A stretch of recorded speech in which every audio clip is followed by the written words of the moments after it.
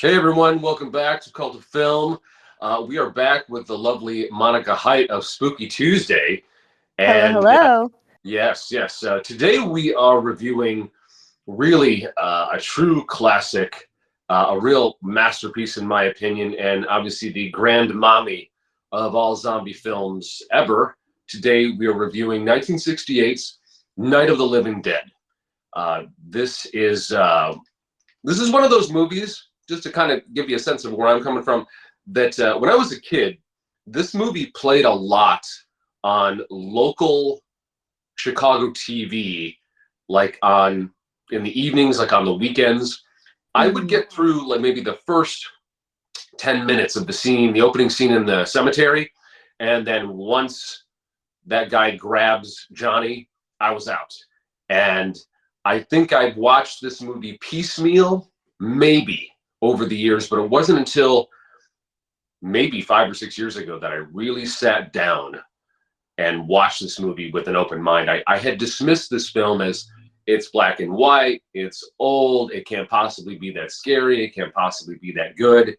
And in recent years, I've sort of learned how to watch film that isn't shiny and slick and all that. And really, this movie is a real achievement, not just in as an independent film of its time.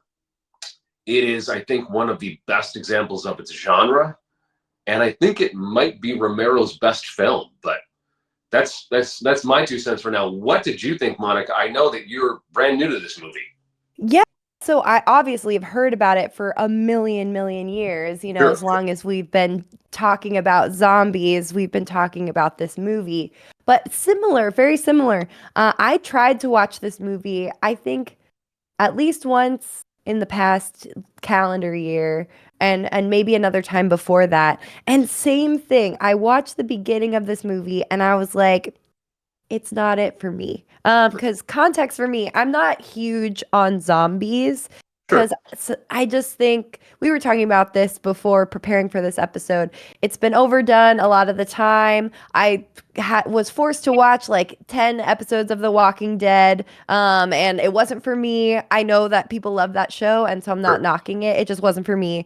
And it has to be like specifically really good for me to get into a zombie movie. Like it has to come at the like human angle of zombies because zombies are really compelling.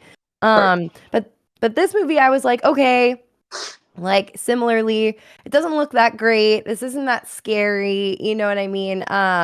It's like pretty like the beginning shot is like very hokey zombie Sure. core. You know what I mean?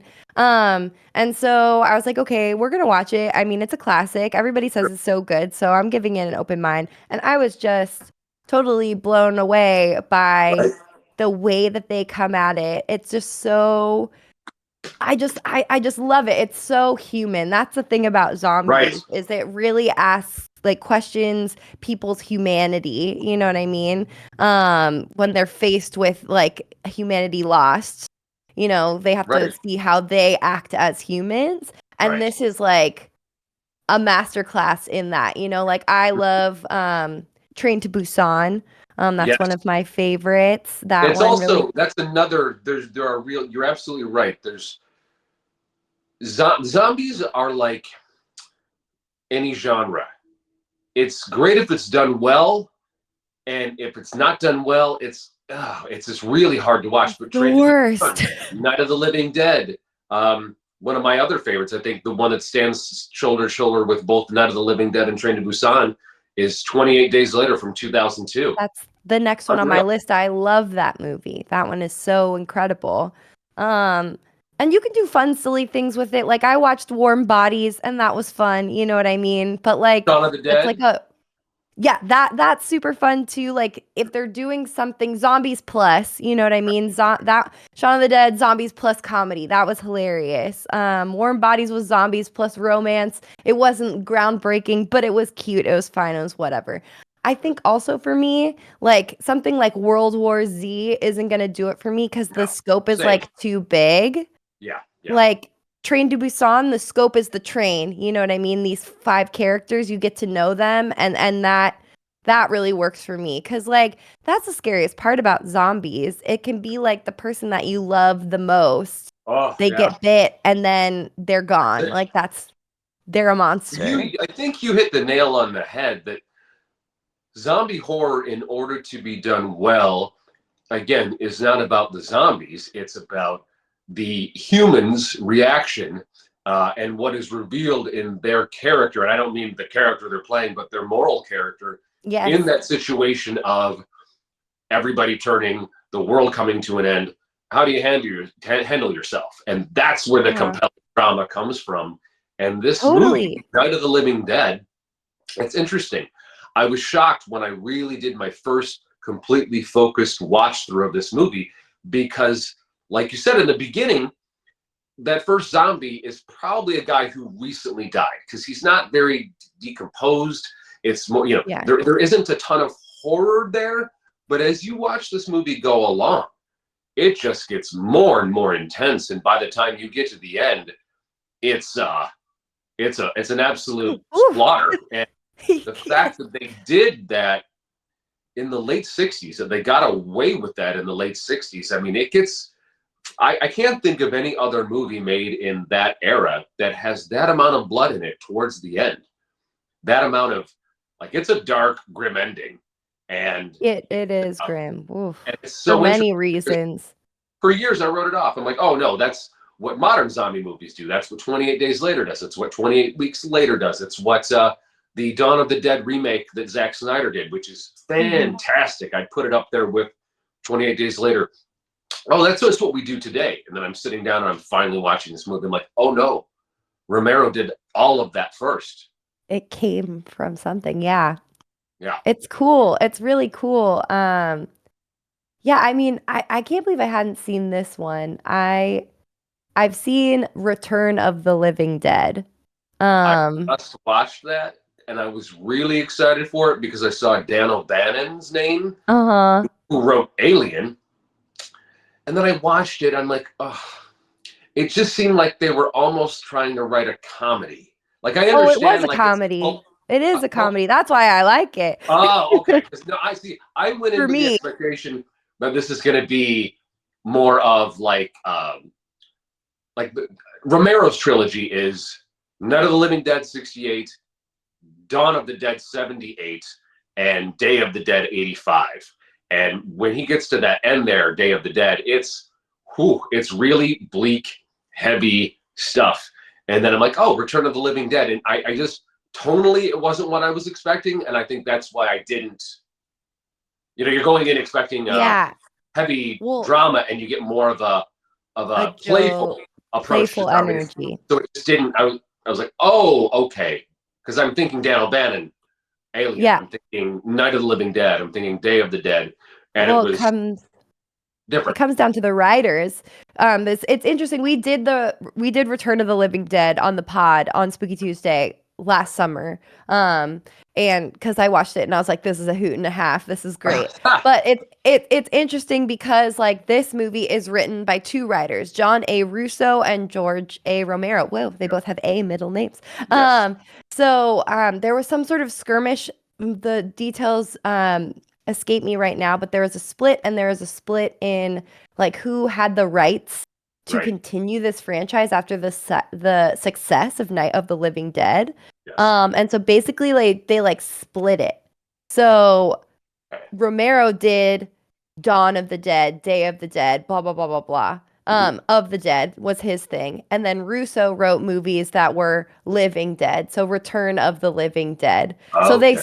split and they did two different, very, very tonally different things. I haven't seen any of the other Russo properties besides Return of the Living Dead. And again, Okay. I did love that. It was super funny. And I love that kind of a zombie movie, or I just love that kind of a movie, like a 80s slasher comedy thing. It's Sure. hilarious what they do with the punks in that movie. So much fun. Sure. But definitely Romero went deadly serious, and Yes. his movies are very compelling. And I mean, I think that's the great thing about this movie is it doesn't have any of the comedy elements. I mean, Right. maybe they came together and created what we know as zombies are today.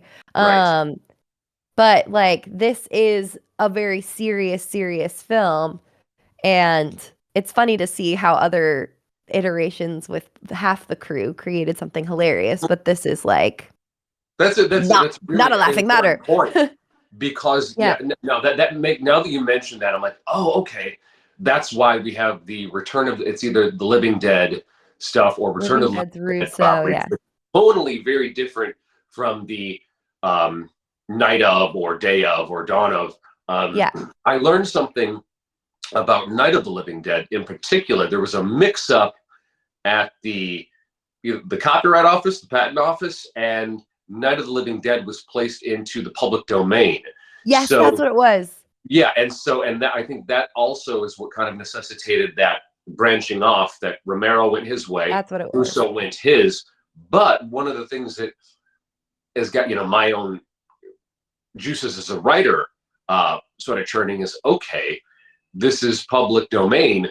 What could I do with specifically Night of the Living Dead as a story, as a concept, and so on? Like just as a film, as a writer, as Yeah, a aspiring filmmaker. And that was sort of exciting. totally. There's so much you could do with it, and that's zombie genre, like horror genre, and the reason you and I love it so much is it's so flexible, it's so malleable. There's so much. There's a Totally. reason why is such a powerful and so long-sustaining genre, because you can do Alien, you can do Get Out, you can do Night of the Living Dead, you can do The Exorcist, and it's all horror, but they're all very different concepts So and ideas. different. And Yeah. it's really the most imaginative genre, I think. Probably I put horror, and then right below it I put science fiction. But horror is Mm. it's, and horror fans, I think people who like you and I who love the genre so much, we tend to be a bit more open-minded. It can be, we can watch Return of the Living Dead, and then we can watch Lisa Frankenstein, and we're happy. Hmm. We're fine with it. Yeah. Night of the Living Dead, though, I think now that I've watched it probably 6 times all the way through over the years, there's so much depth to this movie, and Yes. I'm mad at myself for dismissing it for as long as I did, because thinking, okay, 1968, Romero decides to choose a story, a concept that he knows is going to require a lot of death and violence, which in the late 60s really was not what you did. As an independent filmmaker, obviously, he could do what he wanted. He didn't have a studio telling him no, which was great. Yeah.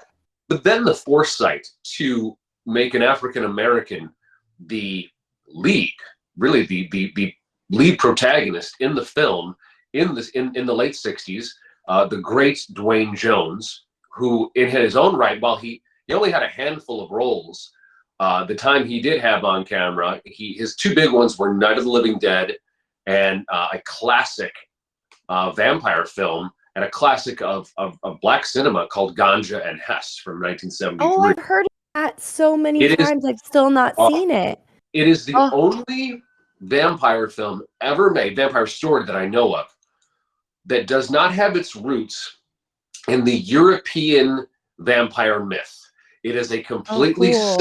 separate African, sort of Africanized mythos that is created for this film, and it takes a lot of risks. It is beautifully done. I think it's a great companion piece to Night. But before we get into that, Dwayne Jones, though, he's the co-lead in this film as well. Then, He yeah. himself, he became a professor of dramatic arts at Cool. SUNY, so State University of New York.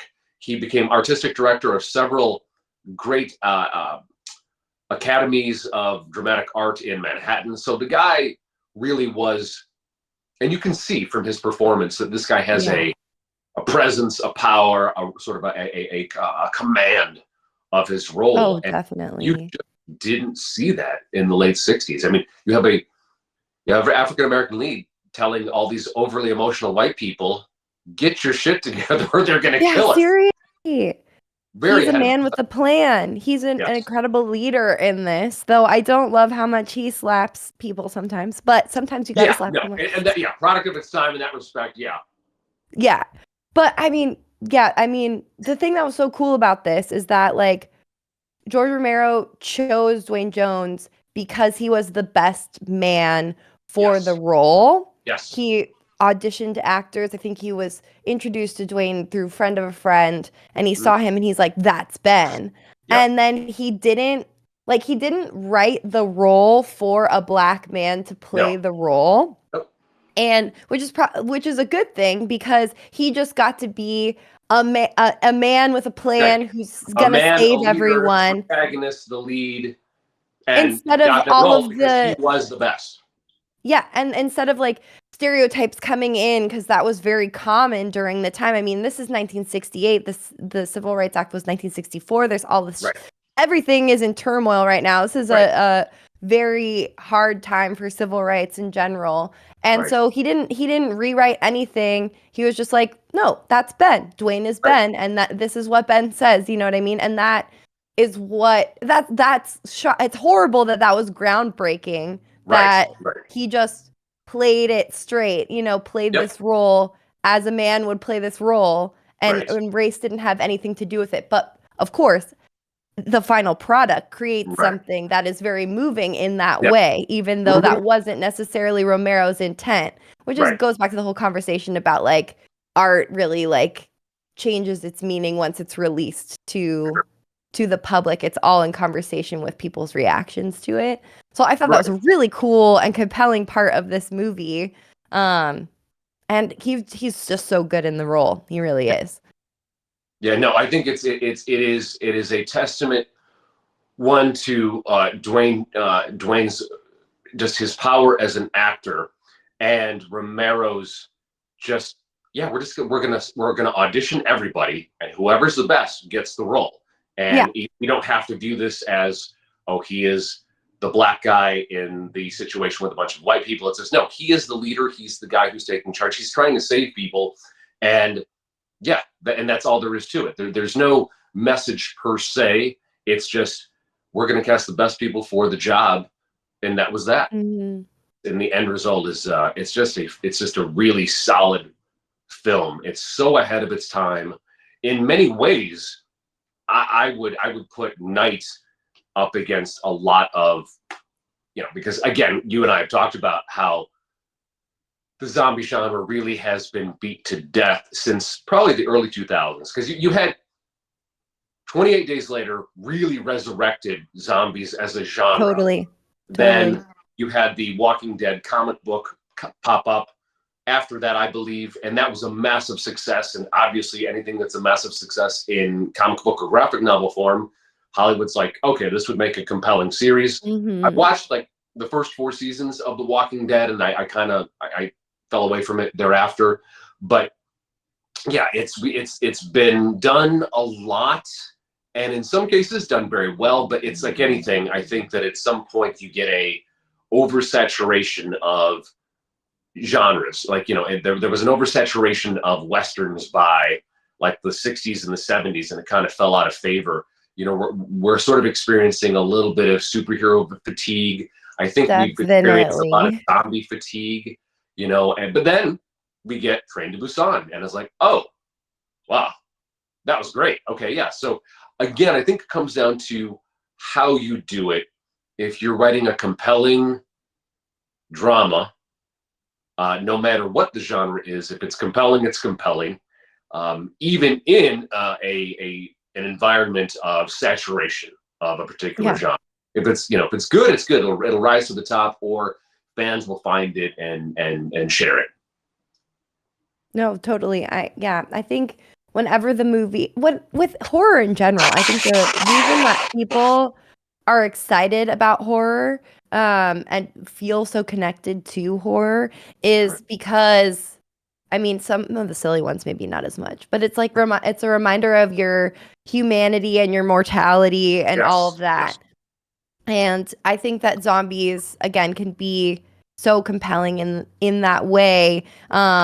Just because, you know, for example, in this movie, one of I think the most compelling parts of it is Barbara, Mm, her whole relationship with her brother. Yes.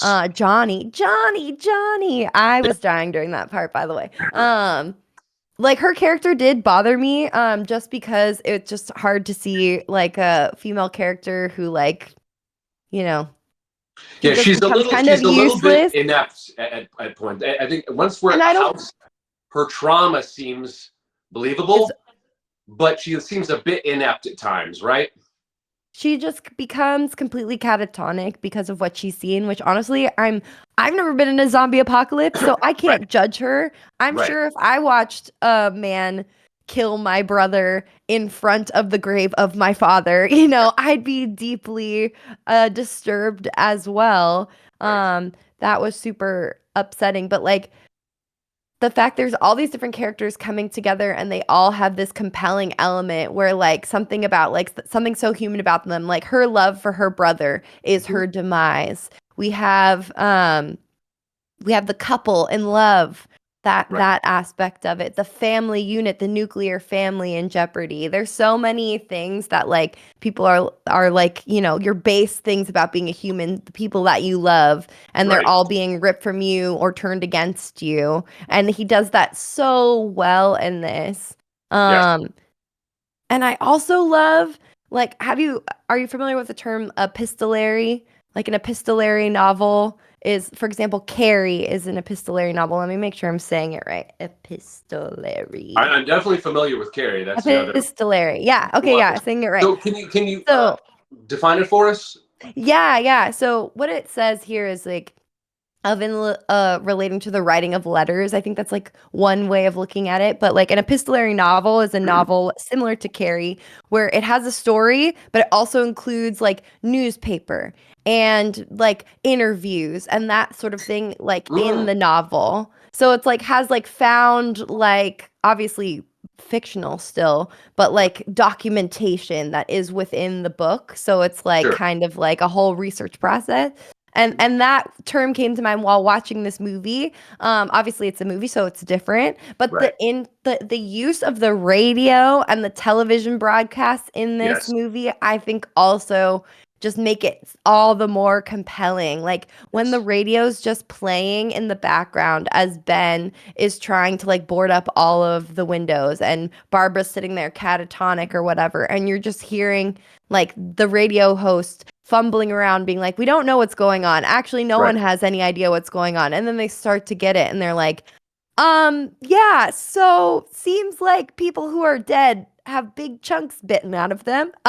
We'll update you when we have more information. But I just thought that was such a compelling way to build tension, like kind of like latently in the Right. film, because like you're just getting this information, you're seeing a lot happening that's unrelated, but you're getting this information slowly and surely, just like the characters Right. as it all develops. And It's a I thought it was brilliant so way. compelling.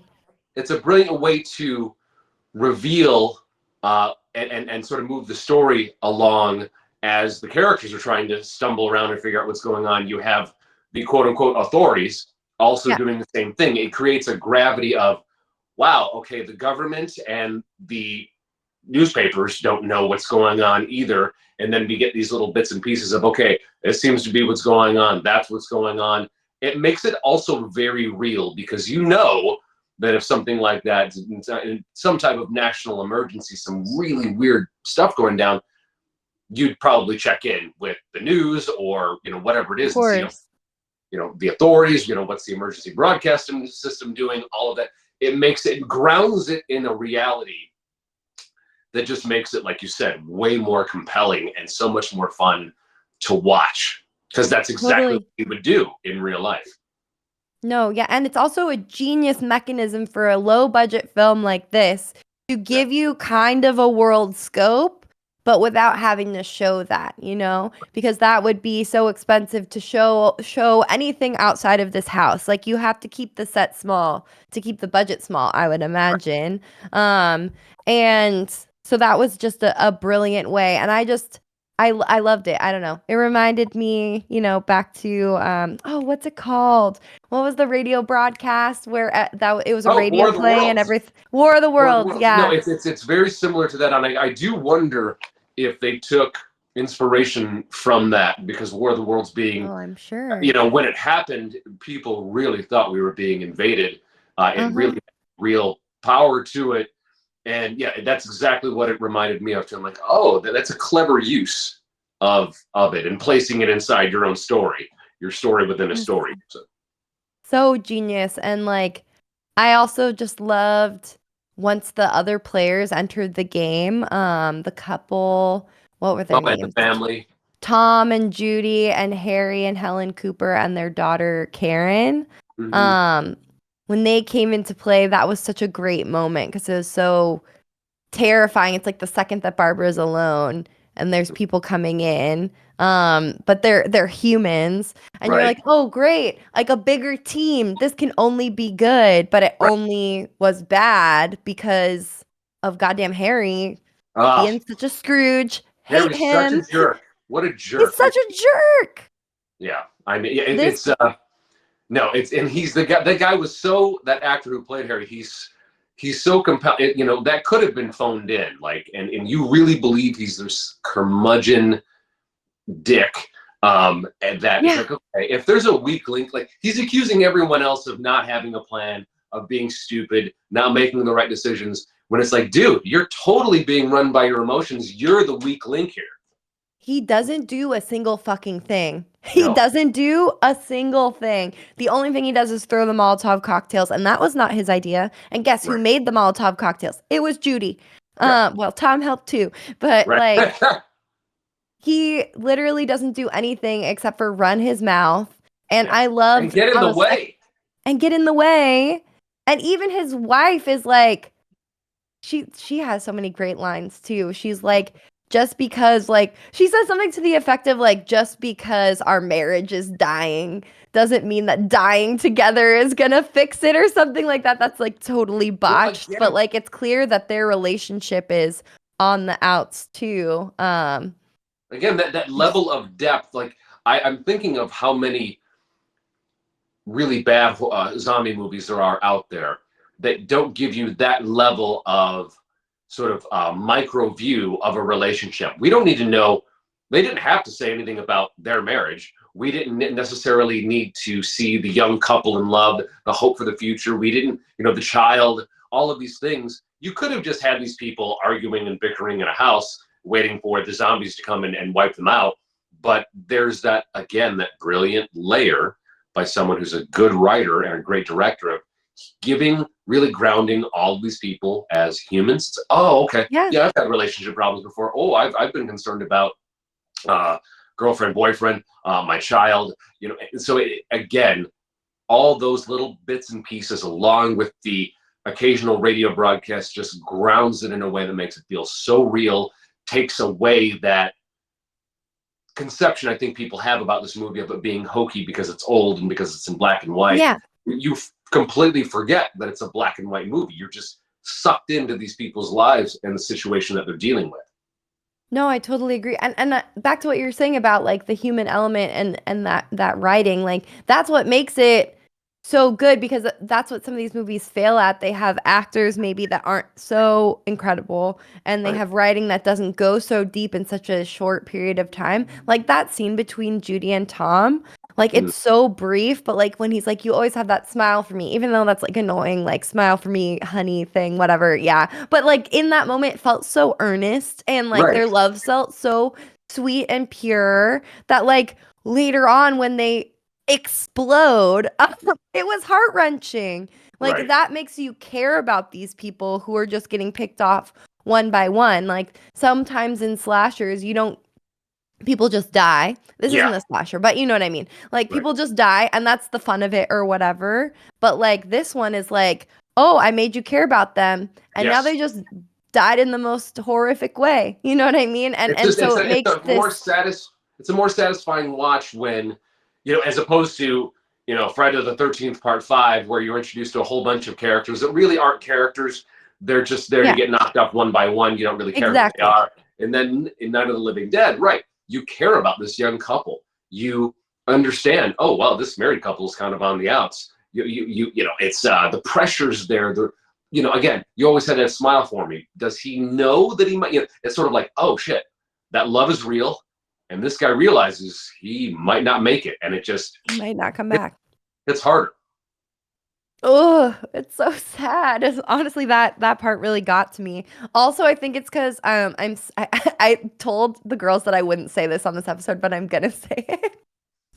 I just finished watching The Bachelor in the last couple of weeks, and I really think that Tom and Judy look like the winners of The Bachelor this All past right. season.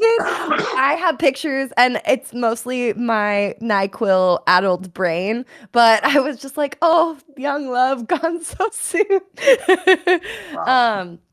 But yeah, honestly, I was just so blown away by the way they piece it all together. And another part of it that's so incredible is the Karen of it all, you know? I think is Karen like the main image that you see for Night of the Living Dead? Like her like zombie up with the daughter. That's a I've good seen that question. image all over the place, and I think it is one of Maybe, them. maybe. Let me. That's a good question because there's so many posters for this movie. But I know. Oh, you This know what? I image. think it is. I think it is. I think. Yeah. Yeah. Which is again because it's black and white. It's not really a spoiler. But I think you're right. I think that's who that is. That must have been it because it's a still. It looks like she's standing in the graveyard for that photo. So it's clearly not Yeah. taken from the film. It's probably one of those, they do character photos or whatever. But yeah, I clearly. texted it to you. Sorry. To No, make no, sure we're no, talking about the same no, one. no. Yeah. I'm looking right now. No, I found it. It's But thank you. It's I I've think seen it that so is. many times, and I've seen that around and stuff, but I think they do a really good job of distracting you because like from the get-go, at least for me, because I've seen 15,000 um zombie movies at this point. I was like, "Oh, the little girl's sick. Why is she sick? Right. Right. Suspicious. She's definitely been bit and she's gonna turn into a zombie, which like is horrific when that happens to a child. Horrific when it Right. happens to everyone, but particularly when it is a child. But there is so much going on in this movie that like you forget, and so by the time that comes around, Ooh. it's such a It's a jarring great shock. misdirection because like yeah you said there's all this going up above. You completely forget about the situation that we're is alluded to and like said right there, and then you get to the end, and that's the thing too. The ending of this movie is it's a melee, and that was another thing that when I finally again really sat down and watched this movie for the first time, purely focused, pot of coffee just in it. I was like, holy shit, like he's taking out the young couple. Like, I'm like, these people are not going to make it. I'm like, oh my God, the kid. And not just the kid, but before the kid goes out, just takes out the whole fucking family. Like, it's just, Oh yeah. and then it got me. I'm sitting there, I'm like, oh, Romero really did invent taking, like, really pushing the limits. You assume, I'm like, no, this is stuff we didn't figure out till the 90s, till the 2000s, that we're going to push the envelope and really nothing's off limits. Like, no, this dude did it in 68, and it's remarkably graphic again It for the really time. is. You don't see that in that era. And again, hats off to Romero for taking these risks, and again, the beauty of being an independent production in this era, because what was it? Something else that sort of surprised me was one of the zombies, like she's facing the house, and along with the other zombies, there's a woman who's Mm. completely nude, walking towards the house, and then you get a side of her, and again, bare chested. I was just like, oh, I'm like, oh, that's right, independent film. Yep. And then you get to the ending Mm. and the melee that goes on in the house. I'm like, oh, that's right. Paramount or Columbia or whoever at the time was clearly not funding this, because we never would have got those.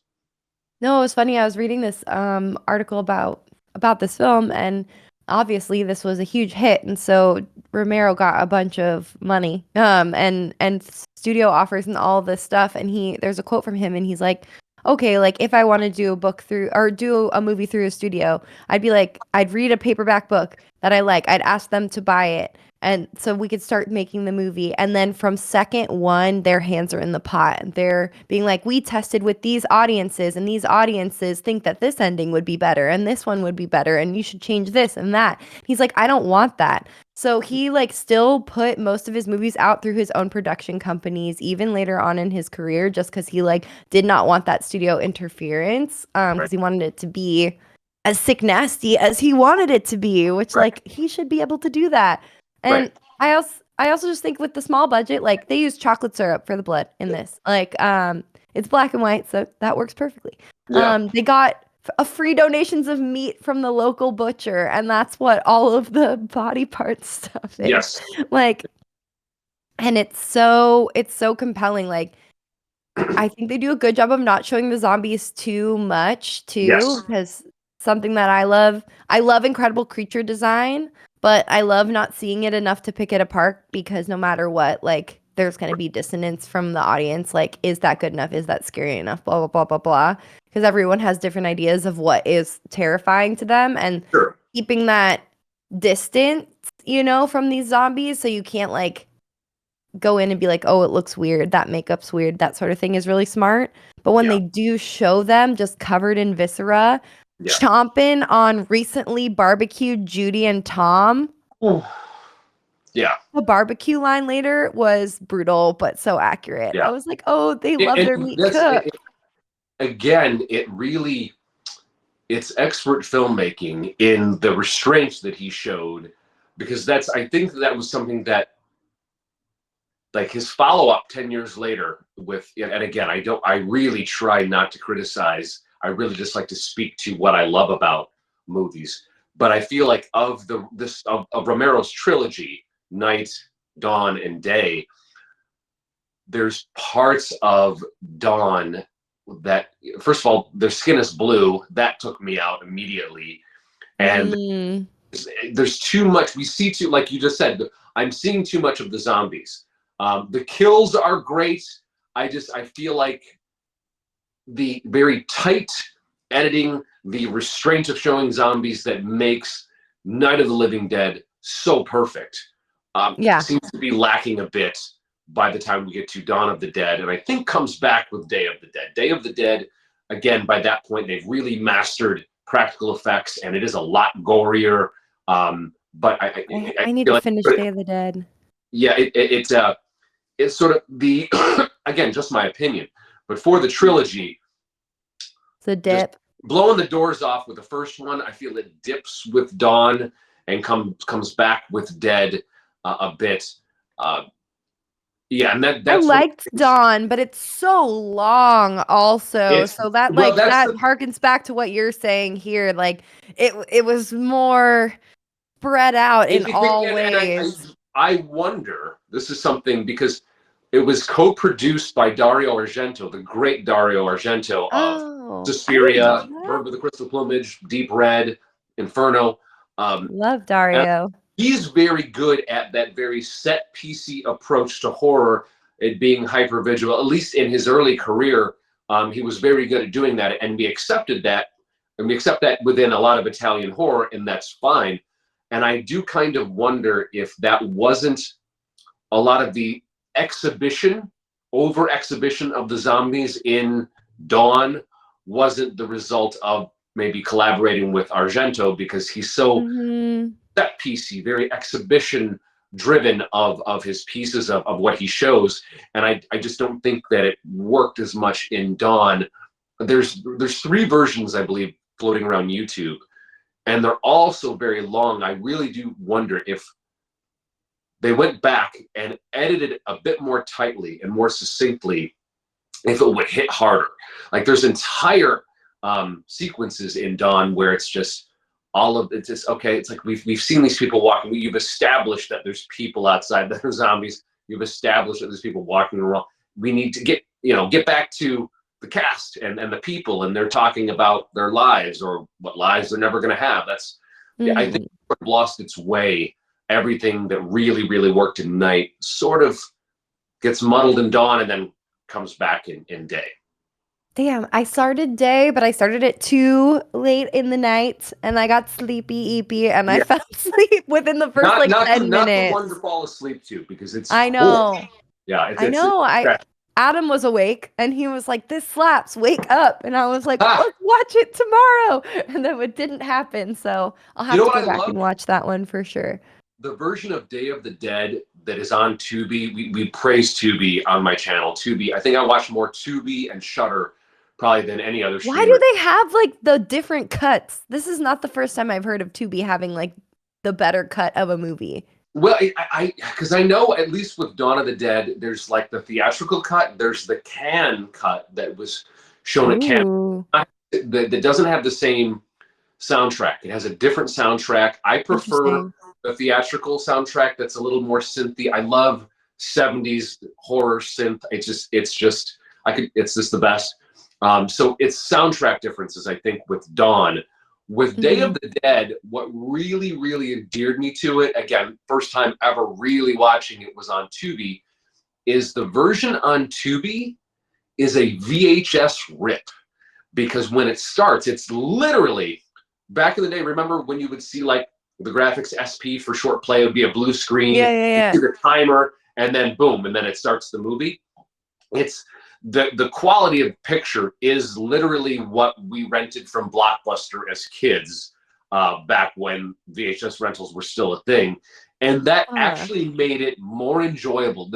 There's a handful of films that were either independent or lower budget movies that when they get transferred to Blu-ray lose a bit of something because it was the grit from the old VHS that sort of adds Hmm. the character of the film.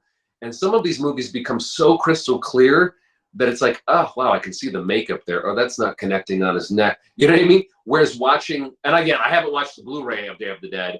Again, by that time it was the mid '80s. Romero had more money, more budget. You know, he was a more Yeah. accomplished filmmaker. So, but there was something about just watching it that way on Tubi that had the feel of I'm a kid. It's a Saturday afternoon. I'm with my friends. We're watching creature features on local Chicago TV. Had that feel to it, and so it just made That's cool. watching it that much more fun. You know, Yeah, that's awesome. I'll have to watch it there then, even it's first person, so I highly wherever it recommend. might It. be. Got several older films, several like movies from the '70s or '80s that I'm like, wow, they really ripped these from VHS. But it gives a character and it does something to the viewing experience that you might dig because you're a nerd like me. So. Totally. Hell yeah. Okay, I'll take your advice. But no, I'm glad that you were so open to this, and Yeah. because again, it for a lot of people. Actually, two other things I want to praise about Night of the Living Dead before we Yeah, go in yeah. our our double feature, what we would pair it with. I really love the score. I love the from that sort of like almost UFO sort of sound to the strings. Yeah. It really, really works, and it's so effective, and I wish we would kind of bring that back.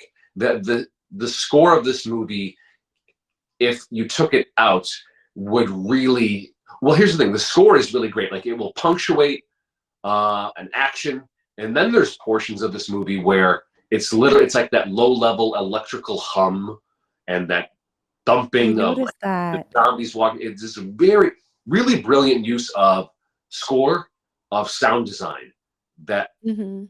I just again having watched it 5 or 6 times now, I'm like, oh, this really, if you take this away, it really would remove an ominous tone to the film. It really really works well. I love the sound design and the score as much as I love the visuals and the choices that were made. I'm totally with you. I think that the music is so powerful, specifically in the beginning. It's so like grandiose, you know what I mean? Mhm. And I love that it goes kind of from having that music as the score. Obviously, there's music throughout, but then the radio sort of becomes the score for a while as well too, because that's like the background noise. Right. And the balance between those is just really, really cool. I also love what he does with light and shadows in the Yeah. shots. For this movie, there's so many times where like especially on Barbara's face, they do some beautiful things of her like peeking through like like leave shadows or something, so just her eye is Yeah. exposed. Like that moment when she discovers the owner of the house's body. Yeah. Um, I Oof. thought the light was really cool in that. Also, on the rewatch, the blood scene really got me more too. Poor Barbara, honestly. Yeah. And Yeah. I just like, go go. Oh no, she just really, she really goes through it. Like she just, again, there's a part of it where you're sort of annoyed with her that she can't get it together. But to your point, it's like, well, I've never seen a loved one murdered in front of me by a zombie and literally watch the world fall apart. So I don't know how I would react. So, but yeah, it's Yeah. she goes through it, man. And a whole other element that I just remembered right now in the graveyard when Johnny, God love him, though he is such an asshole, he's Yeah, like, I can't believe we have to go see our dead dad's corpse. Fuck yeah, this, blah, blah, blah. That's very frustrating. But like, he's going on about how her childhood fear was of that cemetery. And she was terrified of that cemetery of a kid and scared of people coming for her and blah, blah, blah.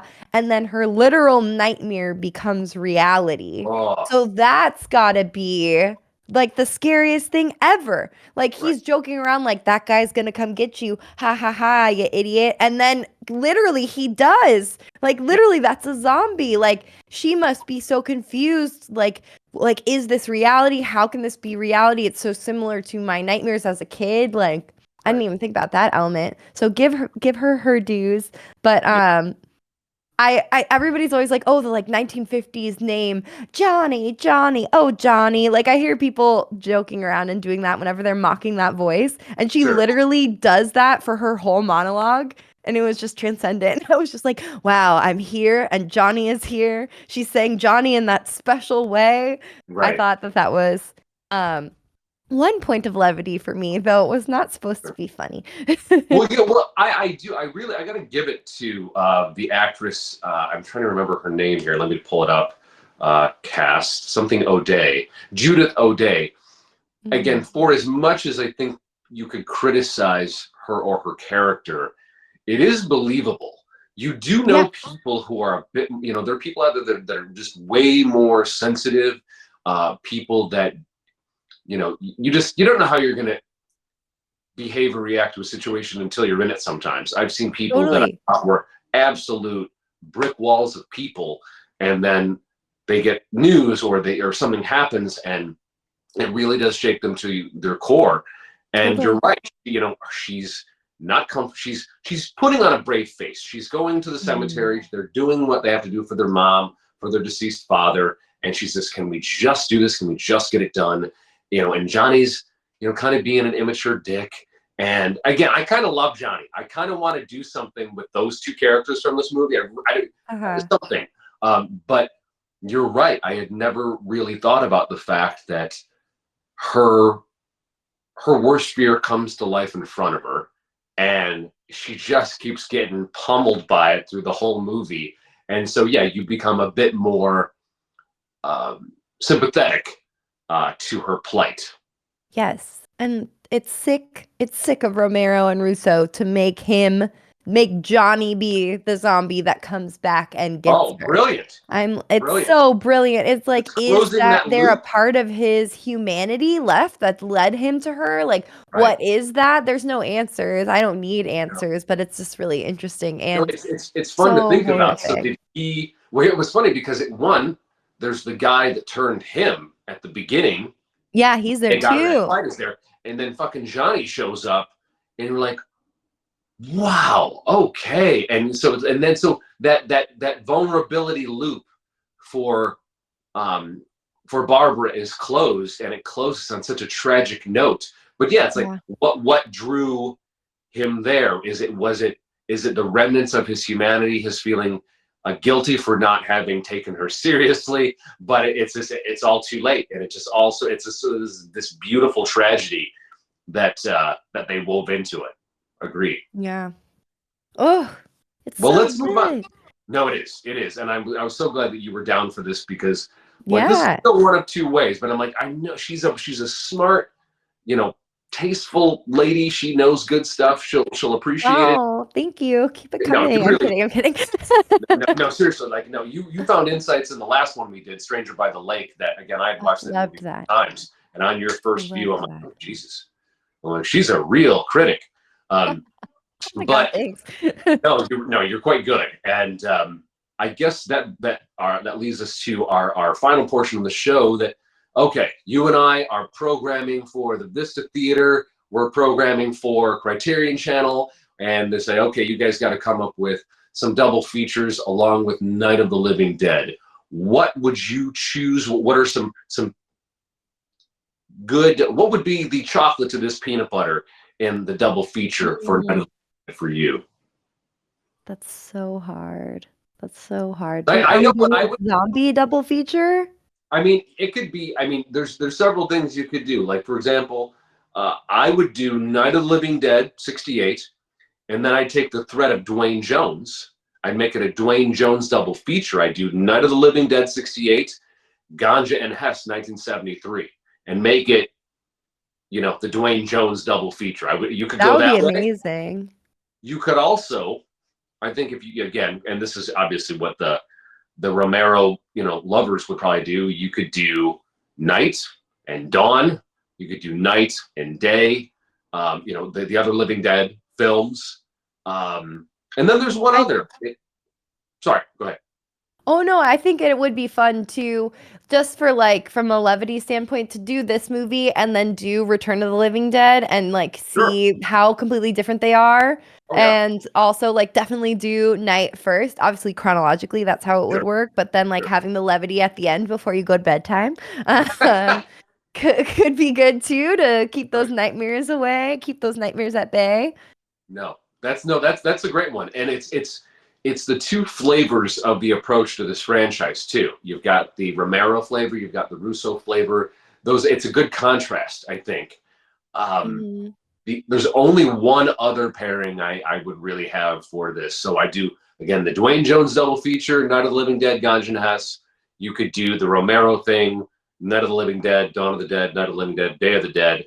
The only one I really have would be another great example of a beautiful example of its genre, also from the '60s, the early '60s. I would do Night of the Living Dead '68 and Carnival of Souls from 1962. Another black and Oh, I haven't seen that. spooky ass movie. It's another one. I don't read anything about it because there's going to be Okay. something there's something about that movie. It's a great payoff. It's like Night of the Living Dead. You've got this beautiful sort of narrative again with Night of the Living Dead. It's this hugely tragic sort of, and I won't say much about Carnival of Souls other than it's it's the first I think feature film score composed entirely by an African American for the film. It is one of the best Wow, examples that's of amazing. best spooky '60s cinema. It's when you finish the film, then I say dive in. It inspired a lot of people to start either writing horror, writing spooky, very genre, very aesthetic type of films. It inspired a lot of people. It itself is another like Night of the Living Dead. It is a independent production. It is a cult classic for good reason, and Mhm. it's another fun, spooky night at the movies that I think you might dig. Okay, cool. The Yeah. one other one that I would consider, and this would not be fun for anyone, so maybe Okay. don't do it. But I just think that it's cool to do a juxtaposition between where zombies were when they pretty much began. There were more zombie movies. Obviously, you're just saying Carnival, so there are other zombie movies, but from what I read, they're mostly like people acting like ghouls, not Yes. necessarily Right. invigorated corpses as they are in this. Right. Um, But I think there's also some through lines too between this movie and Train to Busan in the way that the zombies are formed, because it's been a second since I've seen Train to Busan. But in this movie, I loved that it was like a government fuck up Yeah, again that created this, like the space radiation. yeah, Like we didn't touch on that, but I loved that part. I thought that was really fun.